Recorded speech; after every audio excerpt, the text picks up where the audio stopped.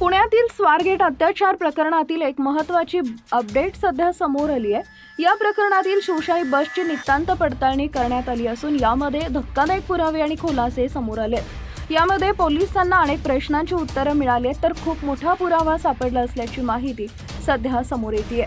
बसच्या या पडताळणी दरम्यान पोलिसांच्या हाती जे काही लागलं त्यानंतर तरुणीच्या अनेक प्रश्नांची उत्तरे पोलिसांना सापडली। नेमका कोणता मोठा पुरावा ही बस पडताळणी केल्यानंतर पोलिसांना सापडला, ज्यामुळे या प्रकाराला वेगळं वळण मिळालंय हे सविस्तर पाहूया। त्या अगोदर तुम्ही आपल्या चॅनलवर नवीन असाल तर चॅनलला सबस्क्राइब जरूर करा, जेणेकरून अशा प्रकारच्या अपडेट्स या तुमच्यापर्यंत पोहोचत राहतील। काही दिवसांपूर्वी पुण्यातून एक धक्कादायक घटना समोर आली होती। पुण्यातील स्वारगेट बस स्थानकात उभ्या असलेल्या एका बसमध्ये एका तरुणीवर 2 वेळा अत्याचार करण्यात आला होता।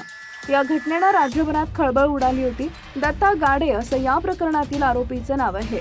त्यांना स्वारगेटमध्ये उभ्या असलेल्या बसमध्ये पीडितेवर अत्याचार केला। या घटनेनंतर आरोपी फरार झाला होता। त्याला त्याच्याच गावातून पोलिसांनी अटक केली। सध्या तो कोठडीमध्ये आहे। दरम्यान या प्रकरणात आता महत्त्वाची माहिती समोर आली आहे। जेव्हा घटना घडली तेव्हा पीडितेनं आरडाओरड केली, मात्र जेव्हा तिचा आवाज कसा ऐकू आला नाही असा सवाल उपस्थित करण्यात येत होता।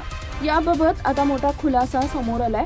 मोठ्यानं आरडाओरडा करून मदत मिळवण्यासाठी प्रयत्न केला, मात्र बस वातानुकूलित असल्यानं काचा बंद होत्या, त्यामुळे आवाज बाहेर ऐकू आला नाही असं पोलीस तपासात समोर आलंय।